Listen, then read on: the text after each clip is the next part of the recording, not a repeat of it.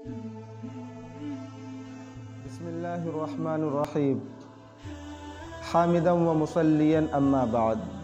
میرے قابل قدر عزیز ساتھیوں اور میرے پیارے بھائیوں، آج میں آپ لوگوں کی خدمت میں ایک نہایت ہی دلچسپ واقعہ بیان کرنے جا رہا ہوں۔ میرے پیارے بھائیوں، حضرت شبلی رحمۃ اللہ علیہ ایک بڑے بزرگ گزرے ہیں۔ ان کے عجیب و غریب احوال تھے۔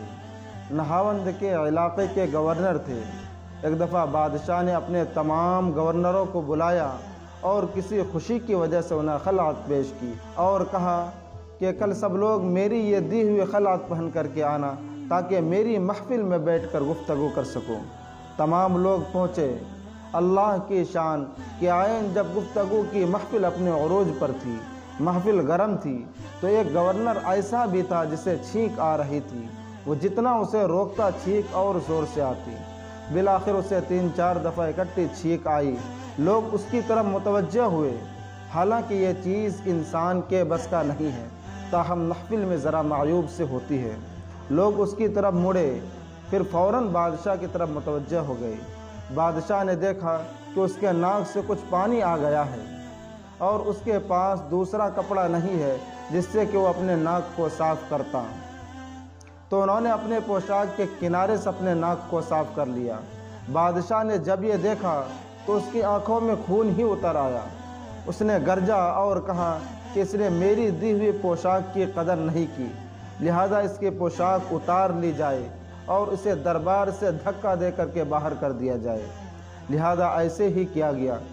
سب لوگ پریشان تھے کیونکہ یہ معاملہ ایک گورنر کے ساتھ پیش آیا تھا۔ بادشاہ نے سوچا کہ چلو محفل ہی برخاست کر دوں۔ تھوڑی دیر کے بعد دربان آیا اور اس نے کہا کہ نہاوند کے علاقے کا گورنر شرف باریابی چاہتا ہے۔ بادشاہ نے کہا کہ اسے حاضر کیا جائے۔ تو اس نے کہا کہ بادشاہ سلامت، میں یہ معلوم کرنا چاہتا ہوں کہ اس کو چھینک اپنے اختیار سے آئی تھی یا یہ کہ بے اختیاری سے۔ بادشاہ نے کہا کہ تمہارے سوال میں محاسبے کی بو آتی ہے، لہٰذا تم آگے سوال نہ کرنا۔ تو اس نے کہا کہ بادشاہ سلامت، اگر اس سے غلطی ہو ہی گئی تھی، کیا سزا ضروری تھی یا یہ کہ کم درجے کی سزا ہو سکتی تھی؟ بادشاہ نے کہا کہ خاموش رہو ورنہ تجھے بھی سزا دیا جائے گا۔ انہوں نے کہا کہ بادشاہ سلامت، مجھے یہ بات سمجھ آ گئی ہے کہ آپ نے ایک شخص کو پوشاک دی اور اس نے اس کی قدر نہ کر سکا تو آپ نے اس کی پوشاک کو اتار لیا، اسے ذلیل و رسوا کیا اور اسے دھکا دے کر کے دربار سے باہر کر دیا۔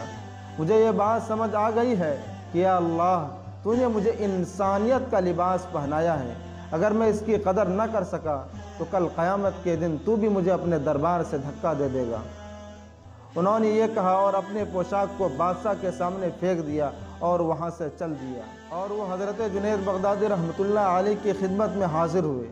اور وہ کیا بنا؟ وہ وقت کا بہت بڑا بزرگ بنا جس کا نام حضرت شبلی رحمۃ اللہ علیہ تھا، کیونکہ اس کی قربانیاں بھی بہت بڑی تھیں۔